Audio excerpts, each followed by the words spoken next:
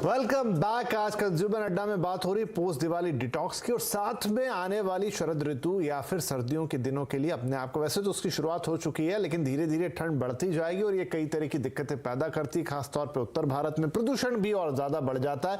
तब आप कैसे अपने आप को, अपने शरीर को तैयार रखेंगे? ब्रेक से पहले काफी सारी बातचीत हुई, अब बातचीत को थोड़ा और आगे बढ़ाते हैं।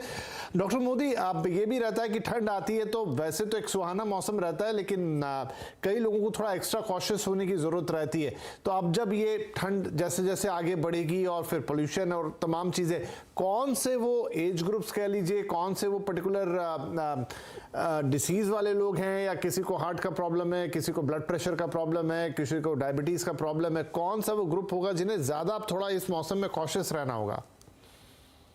देखिए, अगर हम बात करें तो ये जो सर्दियां जैसे ही आती हैं तो जितने भी सांस की बीमारी के मरीज हैं, चाहे वो बच्चे हों जिनको अस्थमा हो सकता है, एलर्जी हो सकती है, या ज्यादा एज वाले हों जिनमें सीओपीडी जैसी बीमारी भी हम देखते हैं, जिनको भी सांस की दिक्कत है अचानक से बढ़ जाती है। ऑलरेडी अगर हम देखें तो आजकल ओपीडी में हमारे पास ऐसे मरीज जिनको सांस की दिक्कत है वो ज्यादा आने लग गए हैं। पर ये जो पोल्यूशन है इससे मार किसी भी एज ग्रुप को हो सकती है, और बाकी जो बीमारियां हैं जैसे हार्ट की बीमारी हो या किसी को किडनी, लिवर या कोई और बीमारी हो, उन लोगों में भी इन्फेक्शन जल्दी पकड़ सकता है। निमोनिया होने के चांसेस, फ्लू जो ज्यादा सीवियर हो उसके होने के चांसेस हो सकते हैं, क्योंकि इम्यूनिटी उनकी पहले ही डाउन होती है और जैसे ही ये इस मौसम के चेंजिंग मौसम में वो इन्फेक्शन पकड़ते हैं तो वो जल्दी बिगड़ जाता है।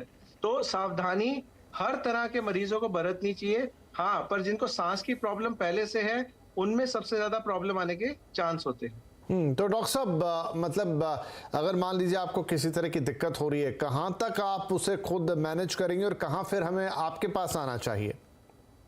देखिए, अगर हल्का फुल्का जैसे मैंने कहा नजला जुकाम है, खराश हो रही है, गले में हल्की फुल्की खांसी है, तो तब तक तो जैसे कि अलका जी ने भी बताया और डॉक्टर साहब ने भी बताया कि हम घरेलू नुस्खे जिसमें good amount of citrus food और ये multiple green leafy vegetables, colourful fruits, ये सारे तो इम्यूनिटी हमारी बढ़ाएंगे ही ताकि वो चीजें बढ़े ना। साथ ही साथ अदरक, शहद और इनका सेवन, नमक के गुनगुने पानी के हल्के फुल्के सिम्टम्स कंट्रोल कर सकते हैं।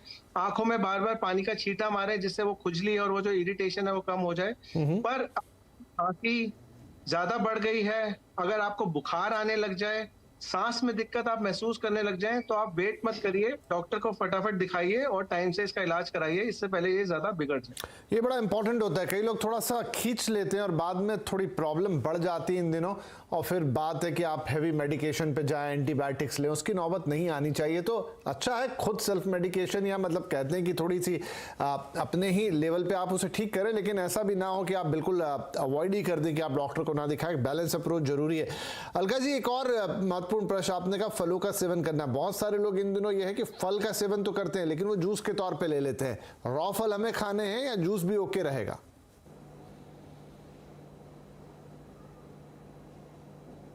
अलका जी। हाँ जी।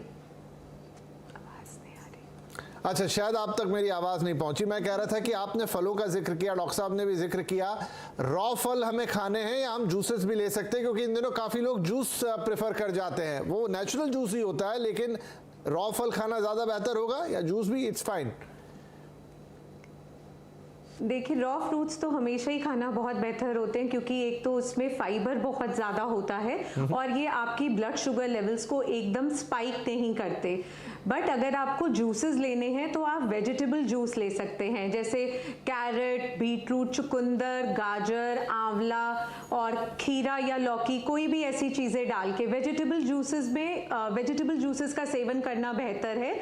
और फ्रूट्स हमें होल फ्रूट की तरह ही खाना चाहिए।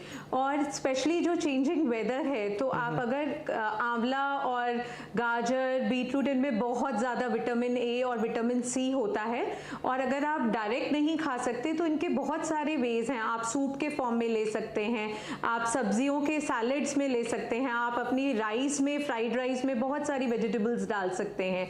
बट फ्रूट्स अगर खाने हैं तो रॉ होल फ्रूट्स खाएंगे, और जूसेस लेने हैं तो वेजिटेबल जूसेस ही लेंगे ताकि हमें पूरा उसमें फाइबर भी मिले। ठीक है, ये भी आपने क्लैरिटी दे दी, बहुत अच्छी बात है। तो आई थिंक वो तमाम टॉपिक्स और बातें यहाँ पे क्लियर हो गई हैं। क्या आपको खान पान में ध्यान रखना है, पोस्ट दिवाली डिटॉक्स की शुरुआत आप कैसे करेंगे, कितने दिनों तक करेंगे, और जो ऋतु परिवर्तन हो रहा है, जो चेंज ऑफ वेदर हो रहा है, उसमें आपको किन किन बातों की सावधानी रखनी है, और खासतौर पर खान पान से जुड़ा हुआ मामला है, वहां पर अपने खान पान में और दिनचर्या में किस तरह के चेंजेस आपको लेके आने हैं। आयुर्वेदा के हिसाब से भी हमने बात की, हमने एलोपैथी के हिसाब से भी बात की, और खासतौर पे डाइट पे फोकस किया क्योंकि ये सबसे इंपॉर्टेंट होती है। और हाँ, आपको प्रॉपर रेस्ट भी लेना है। तो आई होप कि आने वाले सीजन के लिए ये सारी बातें आपको अच्छे से तैयार रखेंगी। और अगर आपने दिवाली पे ज्यादा खा पी लिया है तो कोई गिल्ट में आने की जरूरत नहीं, तरीके अब आपको मालूम है कि आपको कैसे डिटॉक्स करना। बहुत शुक्रिया आप तीनों ही मेहमानों का आज कार्यक्रम में शामिल होने के लिए और ये सभी बातें हमारे साथ शेयर करने के लिए। नमस्कार।